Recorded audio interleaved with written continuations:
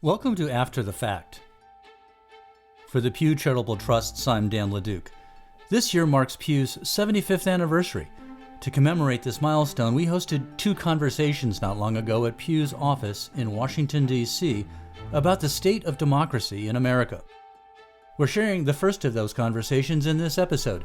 It's about the connection between libraries and a strong democracy. President and CEO Sue Urahn spoke with Carla Hayden, the Librarian of Congress. Here's Sue.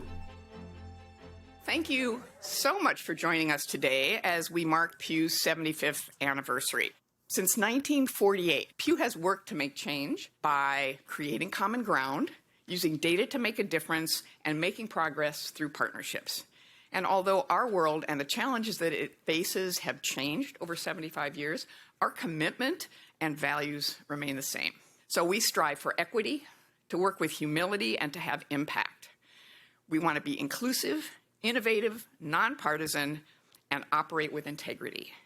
Those values shape how we approach all of our work, how we collaborate with each other, and how we engage with our staff, with policymakers, with our partners, and with the public.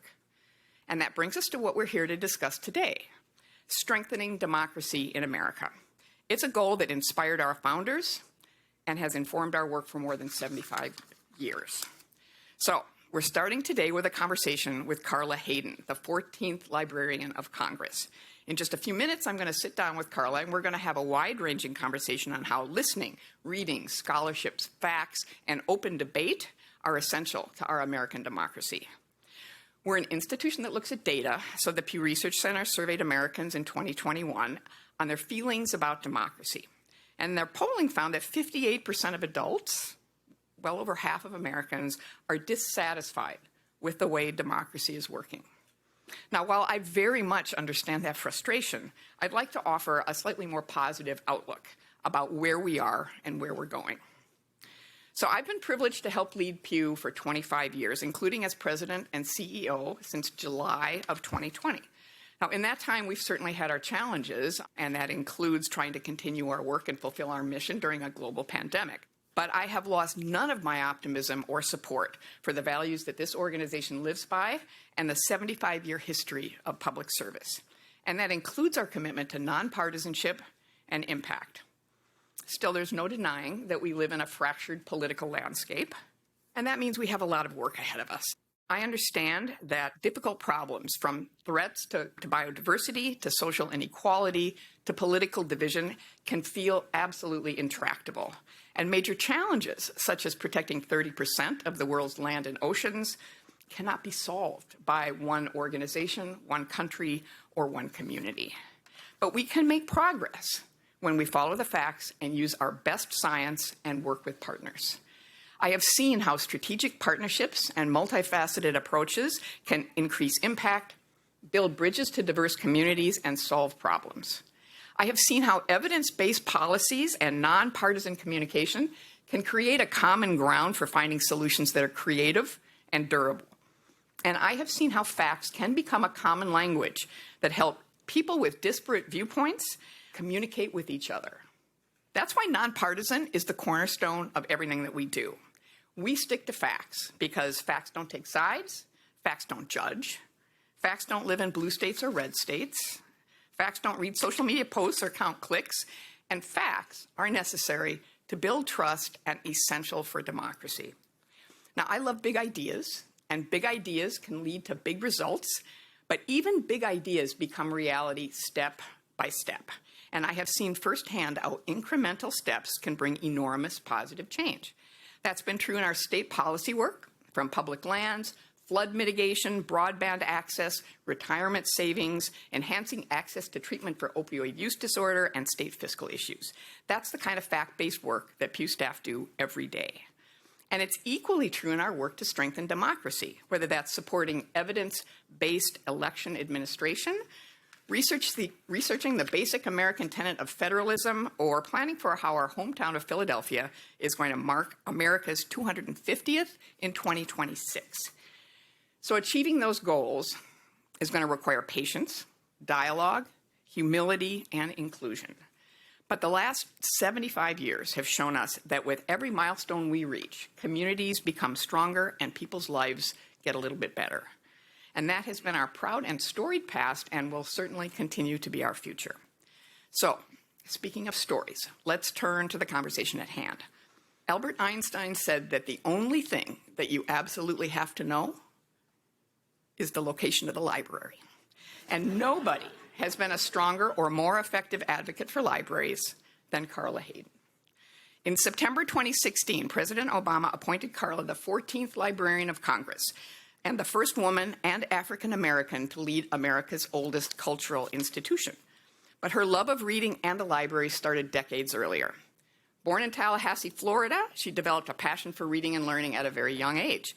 She earned a doctorate in library science from the University of Chicago in 1987.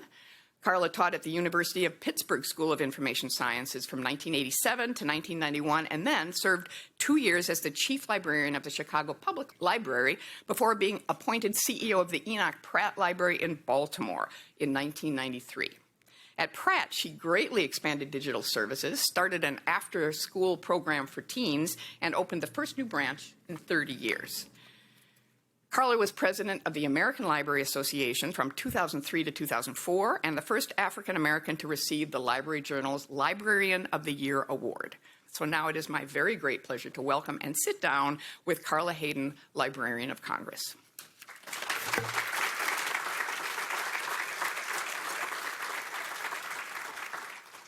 Thank you, Susan, for that lovely introduction. That's the kind of introduction you want your mother to hear. I hope your mother is watching. So. Oh, I'm sure she is. At 91, she keeps up with a lot of things. Oh, that is fabulous. I think you told me when we were sitting chatting just before that, today is the 223rd anniversary of the Library of Congress? Yes. All right. The founding of the Library of Congress. All right. So yay for that. So it's also National Library Week, which you know better than anybody, and it's also Pew's anniversary, and it's also the day we're having this conversation. So that is a lovely confluence of events, I think, and very appropriate for the topic that we're talking about. So you've said that libraries are the cornerstone of democracy. Tell us why that matters. Libraries are, number one, open to everyone. It's one of the few services that they don't ask you to anything about why you want the information, for instance, or why you want the book, though sometimes we want to. Okay.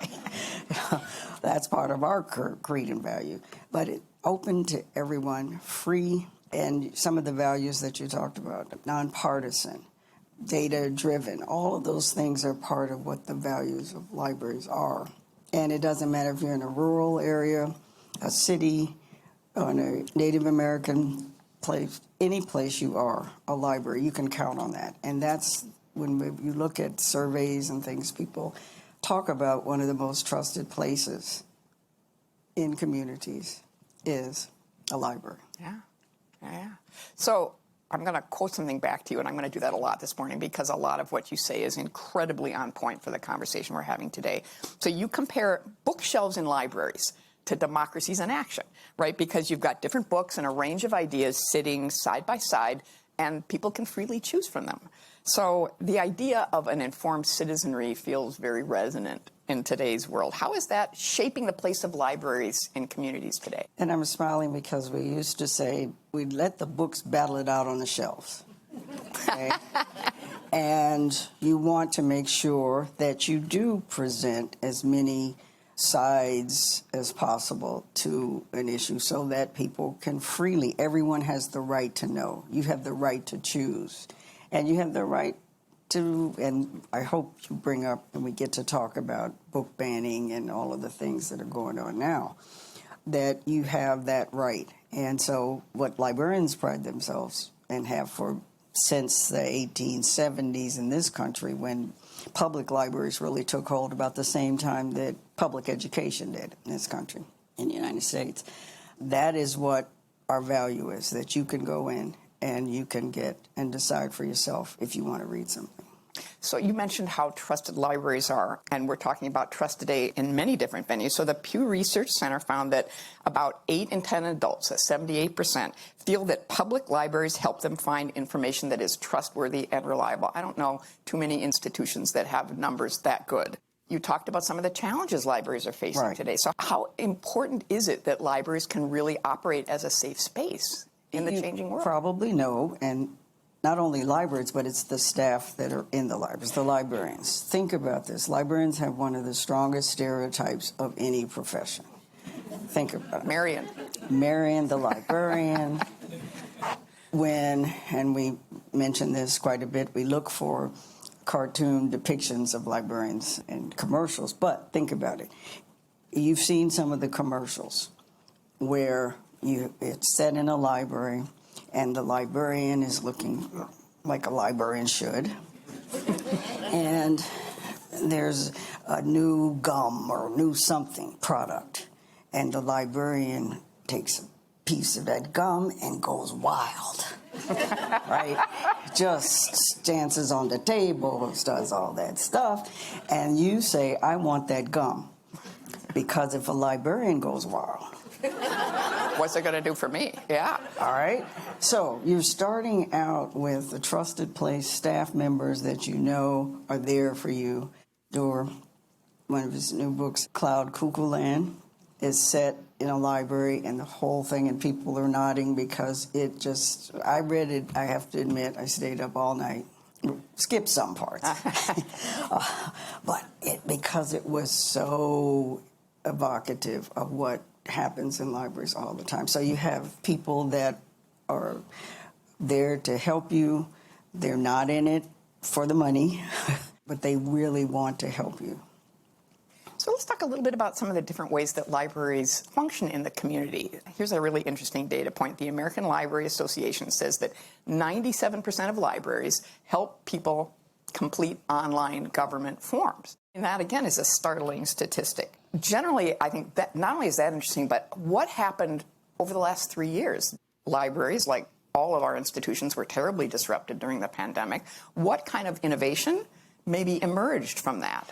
People are going in, and I know you said, oh, that's e-government. When you think of e-government, yes, people need to be able to sit at a unit that has a large screen that they can book for 2 or 3 hours to fill out an application, to have printing. The first 10 pages are usually free in terms of the paper and all of this, that there are so many communities, especially, and I'm going to keep saying rural areas too, because sometimes we don't think about what the challenges are in rural areas where people don't have the broadband access or the equipment to sit and do and turn in, and to have that guide on the side to help them with the application to do that. I was in a situation where Section 8 renewal was announced. It was a 2-week period. It was all online, and we knew in the library in Baltimore City that we had to train our staff to look at the forms and get ready, have dedicated computers for the onslaught that we knew was going to be there. At 10 o'clock, people were lined up at the libraries to do that, and we had staff to help. So, the pandemic. That was one of the hardest parts at first for public libraries in particular, because in times of crisis and in need, that's where people go and they get the information. And it's that safe haven. And so not being able to physically have the doors open when people would have been there. Think about the switch to virtual learning in all the communities where those computer rooms and libraries would have been packed with young people and people that needed the information. First thing libraries did was to say, okay, we have staff that are good at researching and doing and tracking. They became the contact tracers, the librarians and the staff members, they did that. And then the aspect of the access to the internet and they took their mobile units, they used to be bookmobiles and now they're mobile units, into communities so that people could connect to Wi-Fi. Wow. And then they started loaning out hotspots so that people could have Wi-Fi access, and several libraries received grants to put the antennas on their facilities so that the neighborhood could have Wi-Fi. So librarians got real creative. We always are. There's a place in Upper Michigan, and they have a section beyond books where you can check out a sewing machine, you can check out musical instruments. The one that stumped me was cones, traffic cones. First I thought there was construction in the library, and they said, no, we let people check out these cones, because what if you are having construction done in your house or something like that, and teaching young people to drive, and all of these things. So libraries were already doing those types of things, so the pandemic really kicked it into gear. And the main thing that is continuing on that we had started in all types of libraries, Library of Congress too, virtual programming and doing story time and putting it up and using the media to be able to broadcast out. Wow. So those things will continue now post-pandemic. Libraries are doing it. It got very popular. Yeah. YouTube, all of these things, yeah. So a lot of those types of things are still going to continue on. Oh, that's bad. So one of the things you've done in your role as Librarian of Congress is really focused on connecting with people and their stories. So that really resonates with both me and the work we do at Pew. So maybe can you talk a little bit about why that's been such an important focus, and maybe tell us one of the more memorable stories that you've come across? History is storytelling, and the being able to have individual stories as well, not just the movements or the things that we know about World War II, for instance. You can learn all about all the battles and everything, but what about the veterans? What about the people who served? And so at the Library of Congress, I've been able to be involved with a Veterans History Project. It's an oral history project for veterans, so they're telling their individual stories. And one of the most memorable aspects of that was the family of a veteran. They had given the oral history before he passed and everything, but they wanted more information about his service, and they were able to go on the database and look and find someone that had served with their father. Wow. And connect. Wow. And so that being able to not only value everyone's story, because one of the things with veterans, when we train people to interview, like your grandfather, your grandmother, and it's great for it. That really took off during the pandemic, too, because that was an activity that people had, and we put it up. But you'll find that people will say, well, I didn't do much. I drove the truck that brought in the food for the troops. But no, that's service. And those individual stories and that valuing the person, too. So not only are you focused on the connections that sort of you're seeing to the library, but it helps people connect to each other in a really fundamental way. So it's really interesting because we are all just increasingly siloed these days. And again, I'm going to cite a Pew Research Center fact. Nearly half of both Democrats and Republicans say that political conversations with people that they disagree with are incredibly stressful and frustrating. How can knowledge or some of the work that libraries do maybe help people facilitate those conversations, make them slightly less difficult? We try. We try.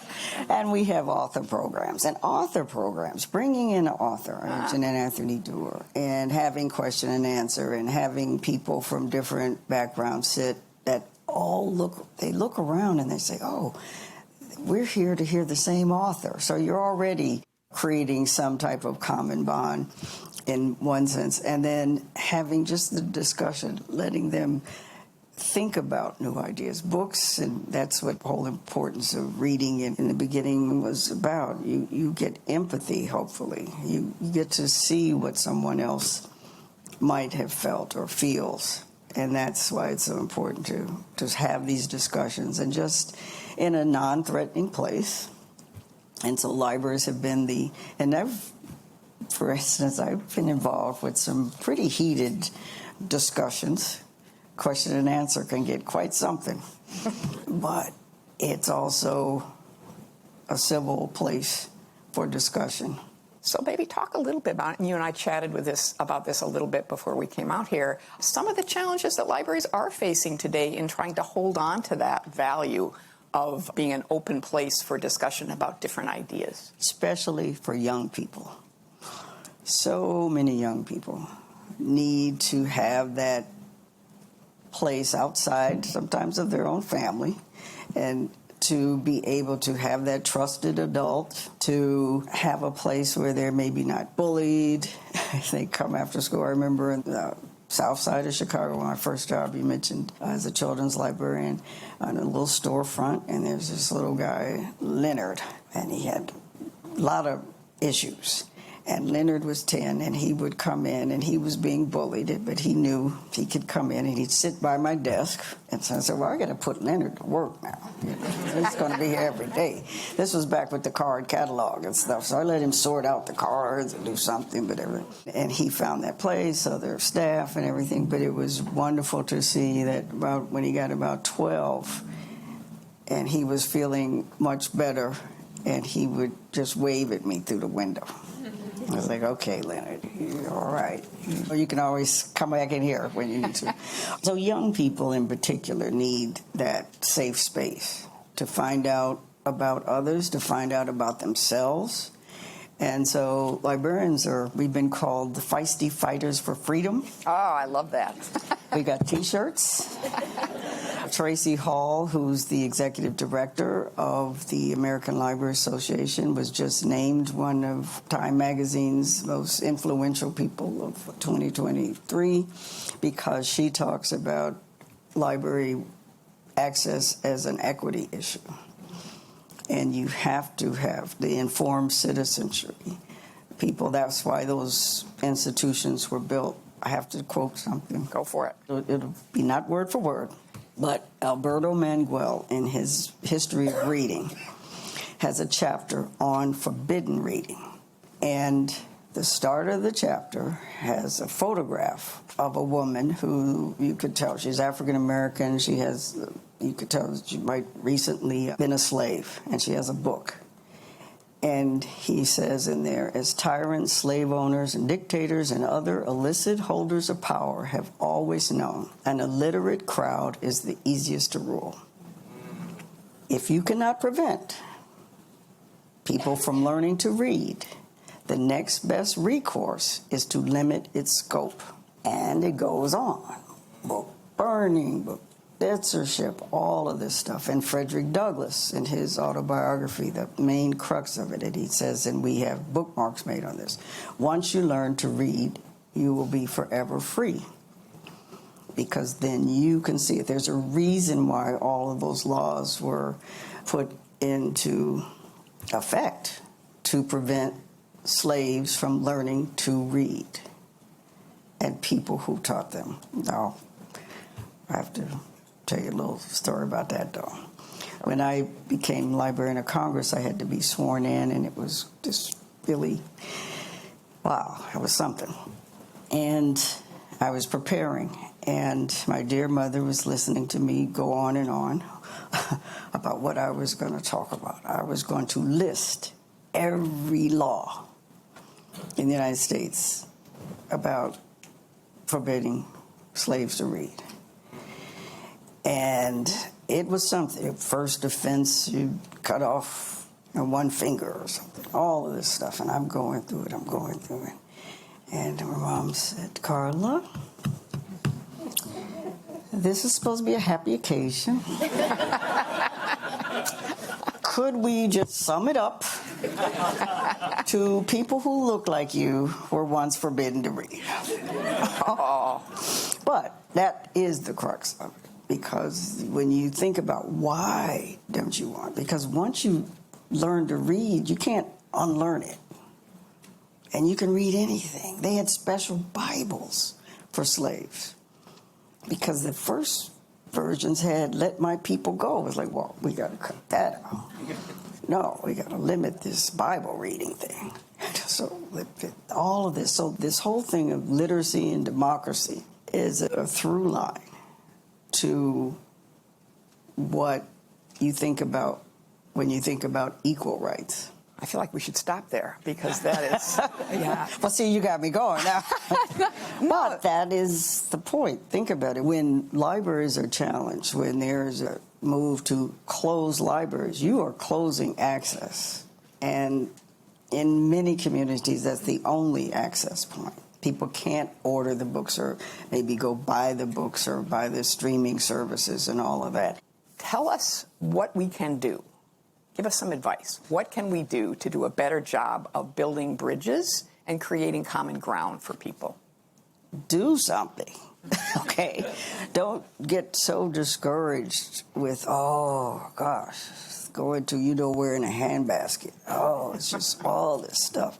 Look at where you are. Do it where your block, your community, what you are involved in. I'm in libraries, so okay, I'm going to do there, but at least start. And you'd be surprised, I think, when you get something going and you get other people to join you. And we have an exhibit at the Library of Congress now, join in voluntary associations. So just start. Don't be overwhelmed by the mass. It all works together. Last question I've got for you is, can you share what you see happening in America today that gives you hope? The young people. Oh, they're out there saying, don't ban my books. I want to read this. The best way to make a bestseller is to ban it. Kids are like, there's an underground railroad for these books. They're all reading them. But they're out there. They care about the planet. This is their future. And they use those savvy skills, those tech skills. They're organized. They know all this stuff. They're doing it. They've got energy because they're young. It's wonderful. That gives me so much hope. It really does when I see them take the reins and that they're pretty clear-eyed about a lot of things. I want to thank you, Carla. This has been an absolutely phenomenal discussion. Thank you for coming, but most of all, thank you for everything that you are doing and have done throughout your entire career to preserve and protect and strengthen libraries as the bastions of democracy that we all know they can be. Thanks for listening, and if you want to learn more about this event and Pew's 75th anniversary, visit pewtrust.org/celebratingpew75. You can also hear that second conversation about the state of democracy in our next episode. That's a discussion between filmmaker Ken Burns, Pew Research Center President Michael Dimmick, and Professor Beverly Kirk from Syracuse University's S.I. Newhouse School of Public Communications. For the Pew Charitable Trusts, I'm Dan LeDuc, and this is After the Fact.